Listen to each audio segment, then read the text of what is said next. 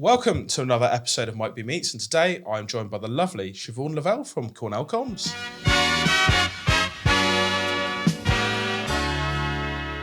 Siobhan, how are you? I'm really good. Thank you, Mike. How are you? Really well, thank you. We've had a busy week. We've had trips to London, to expos and shows. We've had the Your Partnerships Awards that obviously just happened as well. Had a good night, I hear. We did. I wasn't going to mention it, but yes, we did win an award. Congratulations. Thank you. Well deserved. Yeah, no, I was chuffed. There were so many deserving people in our category, but we won Most Helpful Business of the Year, which I was very, very pleased that about. counts for I was a going lot. to bring the award, but I thought that would be a bit silly. You should have had it right in the middle. I'll just not mention it. And then every now and again we could lift it up, put it centre of the camera. That would have been awesome. That would have been quite fun, actually, wouldn't it? But we're not here to talk about me. No, We are here to talk about you. Indeed. And Siobhan, you are a marketeer, aren't you? I am indeed, yes. Tell us a little bit about Cornelle Comms, if you could. What do you do?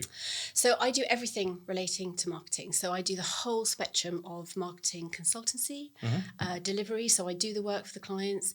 And I also do marketing mentoring. So for clients who don't want to work with a consultant on a long-term basis, I come in and I help them work out what they need to do. And then I train them and help them develop their in-house skills. Amazing. Amazing. I know how effective it is as well. And obviously working with you is an absolute joy. And I say that myself because at Big Box, we have been working together with you for quite a while on quite a few clients. So we'll come on to that a little bit later. Yeah. But how did you get to the point where you have your own business, and in marketing? I mean, what's your history? Oh, thank you. That's a great question. So I have been in marketing and PR and communications pretty much my whole career. Wow. I never set out to, but I just started doing it, loved it. And I think I'm a very passionate communicator. So I agree. Yes. Yeah. You've had experience. Yes, I have. I agree with that. Maybe not always a good thing. But, so I've always worked helping clients and working in-house as well for companies to see how they can do things better when they communicate well and when they do their marketing well.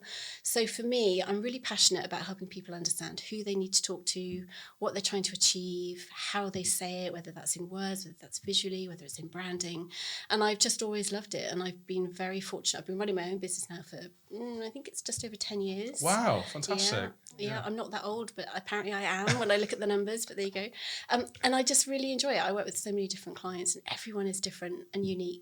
And you've got to keep going when you're in that kind of space. Cause it's I completely agree with you, actually. I think that's why we do what we do as well. It's the variety of different businesses that you work with, isn't it?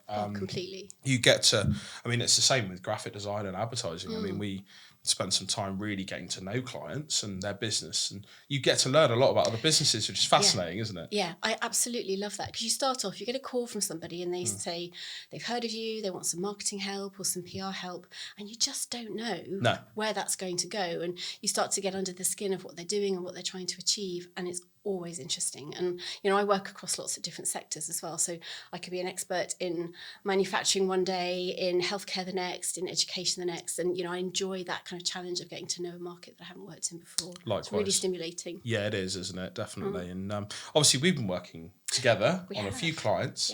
One that we obviously can talk about is Clegg. Yes.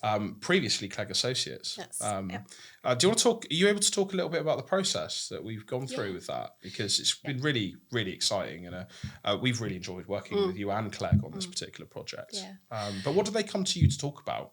So I've been working with them for about 5 years now. I think they're one of my favourite clients. Oh, they're they're just really nice, normal people who are so focused and passionate about what they do, which is engineering, structural and civil engineering.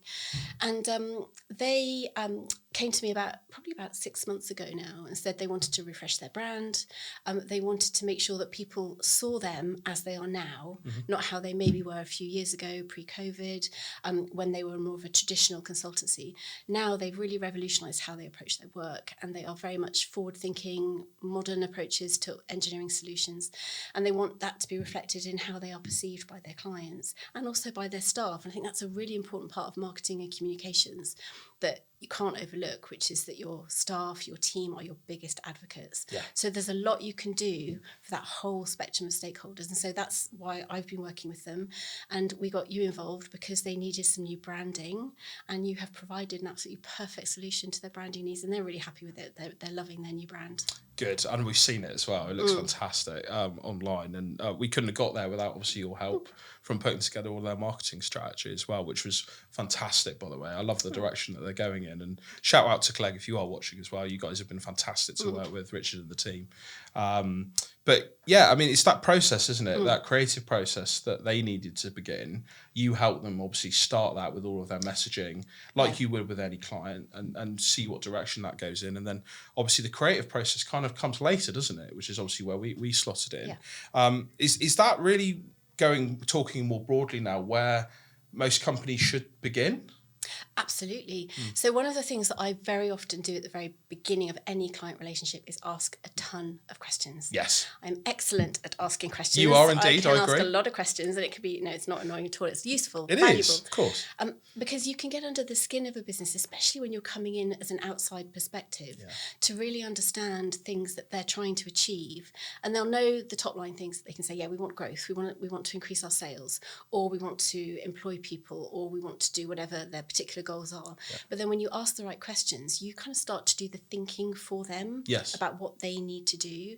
So I really hold my judgment on what they need until we're quite a way into that kind of learning process of understanding what a business is looking to achieve.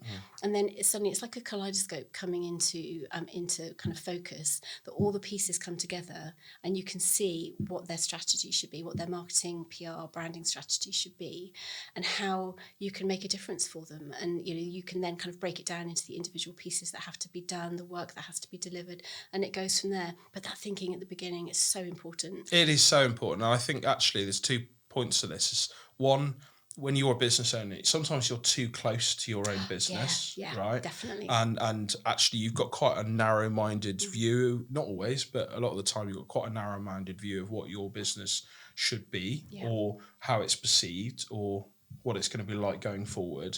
And it's great to have an alternative kind of perspective, isn't it, from a professional such as yourself on how best to overcome that. But secondly as well, I think, you mentioned about having, the team internally being your best advocates. Sometimes that team might not be on the same page. They might think they are, but they're not. And actually having this discussion is important, isn't it? When, taking a business to the next level. And actually a lot of businesses we find as well, they tend to think that the creative process starts first. Yes, I've come across that. Yeah. And if you've got a really strong in-house team that knows what they're doing, then brilliant. And they can skip to that. That's fine. But if you start midway through the process, very often you might create something that looks beautiful and that works brilliantly as a brand in its own right, but actually doesn't tell people the story about your business. Exactly. And doesn't.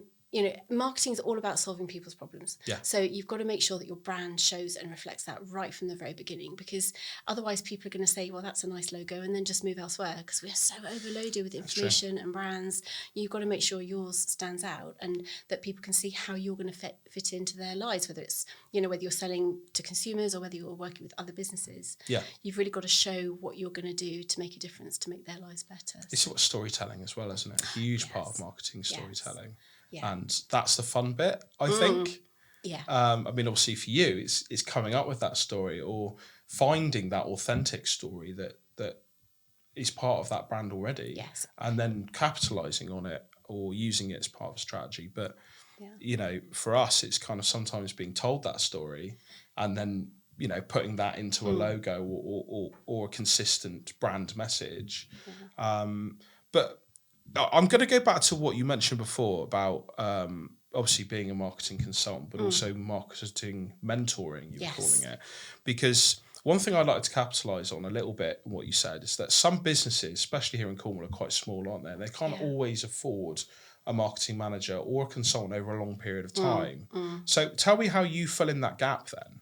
Yeah, well, thank you. It's really interesting because I see so many clients who are so willing to supercharge their marketing, and even if they don't know what to do, they know that their business is going to benefit, but then they are time and again kind of hampered by the fact that they only have so much time, and that's their greatest resource, but also they don't have a lot of budget to put to their marketing.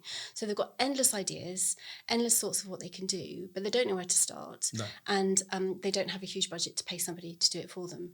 So actually one of my favourite things is to talk to people like that, and you kind of have fairly intense process at the beginning where, you know, I do that downloading of everything they can share with me about their business, and then we create some simple plans. And then over a period of time, we prioritise those plans, Of course. and then they enact them. And I help give them the skills and the tools that they need to make it happen themselves. And sometimes that's giving them some training on social media or any other of the marketing activities that we might think will work for them. And sometimes it's just giving them accountability and saying, right, by next week or by next month, this is what you've agreed you're going to do. Yeah. These are the steps you're going to follow. We'll talk again in a couple of weeks and you can share with me what you've done. And it's amazing how that little bit of accountability can make a huge difference, especially when it's something they want to do, they know it's going to make a difference, and they've suddenly got a plan. And it's easy. Marketing, I have to be careful. A lot of marketing isn't that complicated. It's having the right skills and the ideas and then just putting the effort in and making it happen. And that's the thing, isn't it? I mean, we find, I don't know whether you get this as well, but a lot of business owners that we work with, their core business might be healthcare. Yeah. Right? So they are heads down in the game, working in healthcare. And the last thing that they think about, really, at the end of their week is marketing. Yeah. The busiest time in my inbox is 5 p.m. on a Friday. That's so funny. Yeah. Genuinely. Because they've finished maybe what they need to do for the week. You know, their core business is done. They've had a lovely week. Oh, no. Wait a minute, I've forgotten to email Mike back about my branding or design or Siobhan about my marketing strategy, whether I've kept that up to date or followed their plan correctly or not. And businesses do need to spend time thinking about it, don't they? Because they're not going to get their customers if they don't. No, and their competitors are thinking about it, and They their are. competitors are busy doing stuff, and they will take the space. They will. So, you know, it's so funny what you say about your messages at 5 p.m. One of my peak times is first thing in the morning, because a lot of my clients are the types of people, they've got so much on their list, and marketing is just one of many things. Of course. But they'll wake up at 4 o'clock in the morning thinking, oh my goodness, still haven't done anything. What am I going to do? And you know, it's awful to know people when they're running businesses work so hard. They do. And it's horrible to think of people worrying and sometimes just reaching out and getting somebody that they can have a chat with and, you know, just at least know, just do something. You can do something. You can make a start, and things snowball from there. Yeah, definitely. But yeah, your competitors are doing it. So they are, and that's important to remember. I think that's a big message actually to take out of our chat, is that your competitors are doing marketing. Could be better than you, maybe not. I'm not going to assume, but you've something always to think about. Even if you haven't got the budget for it necessarily, make time to think about it and talk about it carefully. I mean, one thing I wanted to talk about as well is ethos as well, because I think we certainly share the same ethos, and definitely in regards to being there for our customers. Yeah. I mean, that's always been a big thing for us. And I know you were saying you were getting calls and messages of people at different times asking questions, and you always want to go back to them. How important is that, do you think, for businesses to follow that same ethos?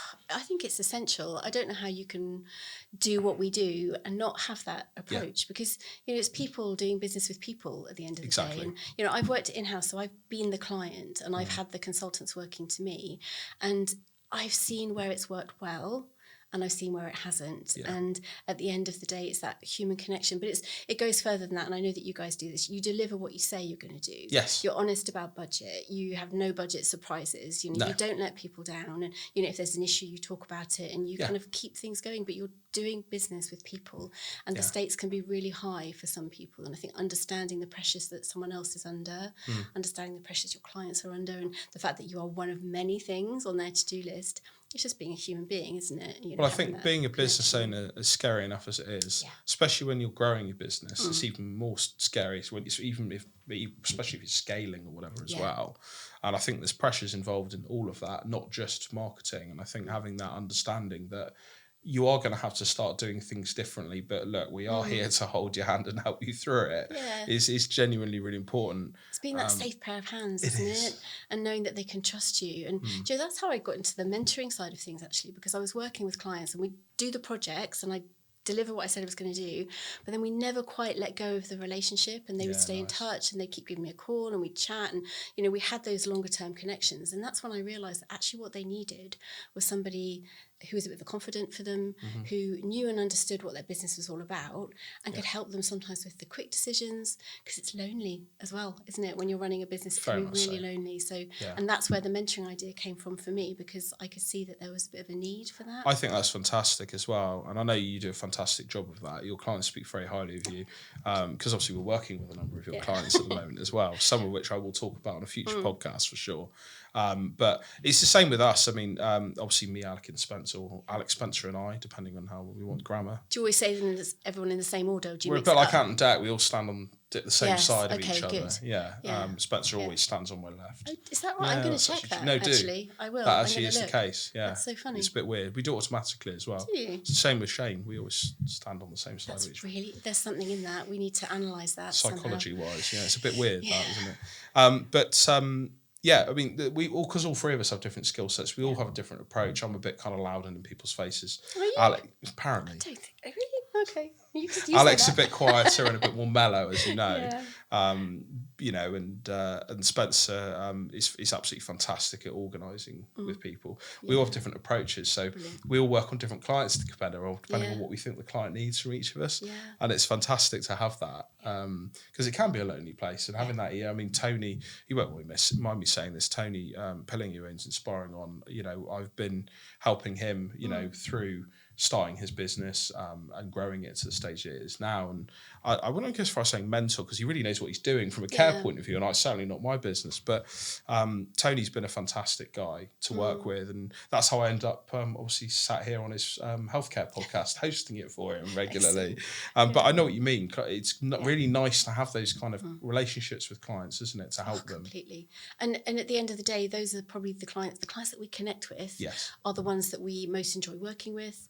And they're the ones that are going to refer us, because they know that we do a good job for them. They then pass the word on to the people that they know and like and trust, that they know need the sort of skills that we have. So, that's kind of the way, that's certainly the way my business has grown, which is awesome. I'm really grateful for any client that does that.